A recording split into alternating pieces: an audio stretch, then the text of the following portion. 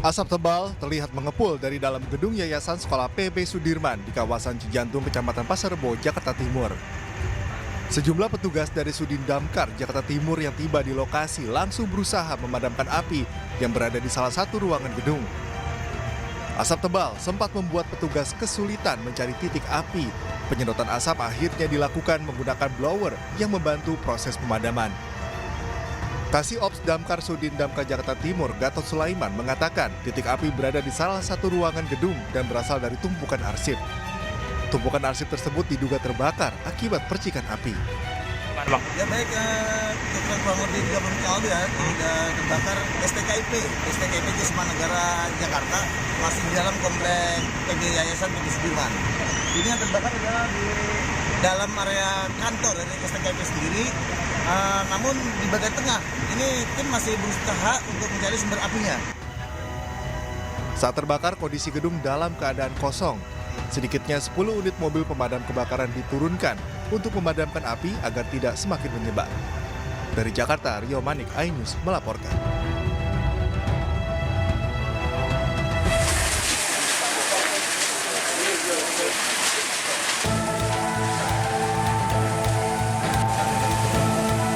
Gudang distributor tinta di Tlogosari Wetan, Semarang, Jawa Tengah, ludes terbakar pada Sabtu sore.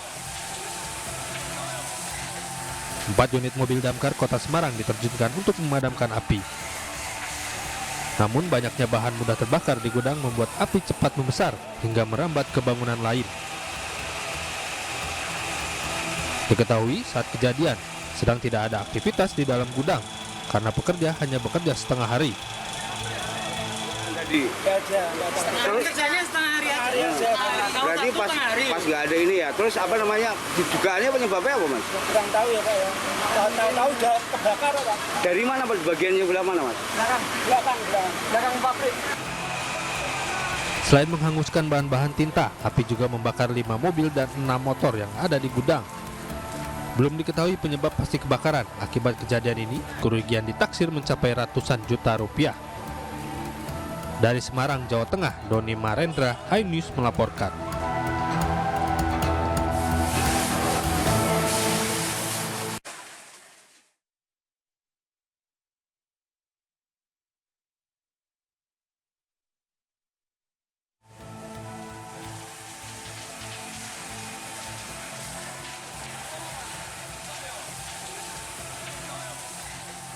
Juga sopir mengantuk sebuah mobil SUV menabrak mobil lain hingga rusak parah di Jalan Kemang Raya, Jakarta Selatan, Minggu dini hari tadi. Beruntung tidak ada korban jiwa dalam peristiwa itu.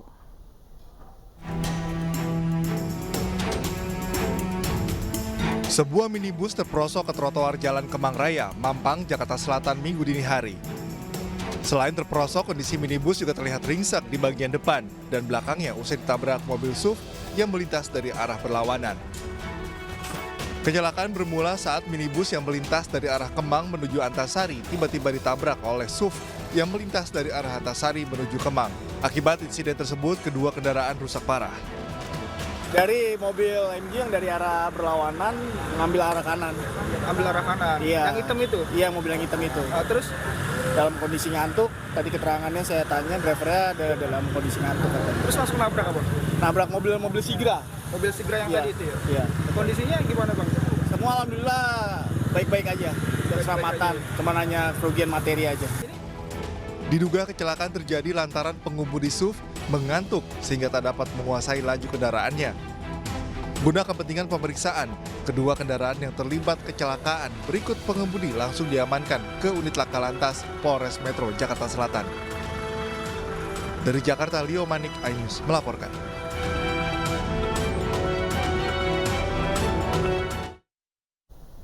Sepuluh nelayan yang terombang-ambing di perairan Kepulauan Seribu akhirnya tiba di kampung halaman mereka di Kabupaten Tangerang, Banten. Sebelumnya mereka dievakuasi ke Kepulauan Bangka Belitung usai perahu yang mereka tumpangi tenggelam dihantam gelombang.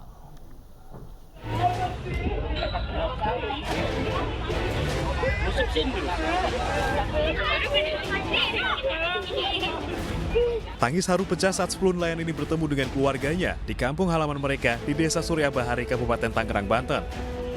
Mereka bersyukur bisa kembali dengan selamat usai perahu yang mereka naiki tenggelam dihantam gelombang. Para nelayan ini tiba Sabtu sore setelah dipulangkan melalui jalur udara dari Kepulauan Bangka Belitung. Dipompa terus diterajang ombak lagi. Jadi semua ABK saya pada loncat yang menghindarin kapal. Nah, sekitar kapal udah terbalik begitu, tinggal palanya tuh yang nongol. Kemarin kapal lagi di situ kumpul sambil nyopoti bambu. Sebelumnya pada 4 Januari lalu, 10 nelayan terombang-ambing di perairan Kepulauan Seribu. Mereka terpaksa terjun dari laut karena perahu yang mereka naiki dihantam angin kencang dan gelombang setinggi 3 meter. Setelah 10 jam terapung, mereka dievakuasi ABK kapal kargo GM Bandar Bersari 05 ke Pelabuhan Tanjung Pandan, Kepulauan Bangka Belitung. Atas peristiwa ini, Himpunan Nelayan Seluruh Indonesia Kabupaten Tangerang mengimbau agar para nelayan tidak melaut karena cuaca yang tidak bersahabat. Dari Kabupaten Tangerang, Banten, Aimarani, iNews melaporkan. 6 jenazah ABK asal Pemalang yang tewas di kapal ikan akibat keracunan gas freon telah dimakamkan di kampung halamannya.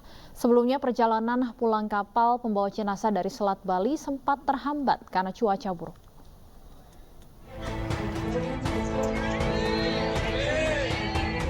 Suasana haru menyelimuti pemakaman 6 jenazah ABK yang tewas keracunan freon di kapal ikan.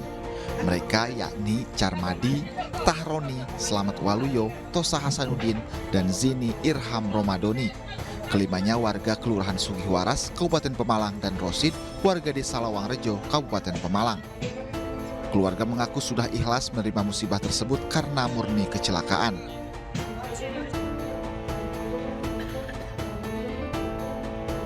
Sebelumnya kapal motor Anugerah Bakti yang membawa 6 jenazah ABK korban keracunan gas freon di Selat Bali pada 19 Desember lalu tiba di Pelabuhan Pelindo, Kota Tegal, Jawa Tengah, Sabtu dini hari. Sejumlah personil Satpol Air Polres Tegal Kota bersama warga langsung menurunkan ke-6 jenazah ABK tersebut dan membawanya menuju mobil ambulans. Dari keterangan saksi, ke-6 korban ABK ini tewas akibat keracunan gas freon. Ya intinya keracunan lah. Keracunan. Awalnya gimana itu Pak? Kok bisa nyampe? Awalnya ya pertama kali masuk motoris itu nggak dicas sih 2 hari. Nggak dicas, nggak dicolokin itunya. Itu kan bekas air. Ya. Masuk, keluar masuk. Tapi apa? Berarti kelalaian. Kedatangan kapal yang membawa ke-6 jenazah tersebut sempat terhambat karena cuaca buruk sehingga perjalanan kapal dari Selat Bali sempat terjadinya peristiwa tersebut dari 2 pekan. Mengapa baru masuk pada hari ini? Karena memang kondisi cuaca yang membuat perjalanan kapal ini sampai ke Tegal baru sampai pada malam hari ini. Ke-6 korban ABK ini tewas akibat keracunan gas freon yang lalai karena tidak membuka saluran gas pipa pembuangan.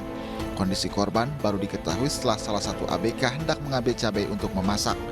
Dari Pekalongan dan Tegal, Jawa Tengah, Suryono Yunibara, iNews melaporkan. Sementara itu, pemirsa, 3 anggota Polres Pegunungan Bintang, Papua Pegunungan terluka dalam penyergapan dan kontak tembak oleh sekelompok kriminal bersenjata kepimpinan Lamek Taplok.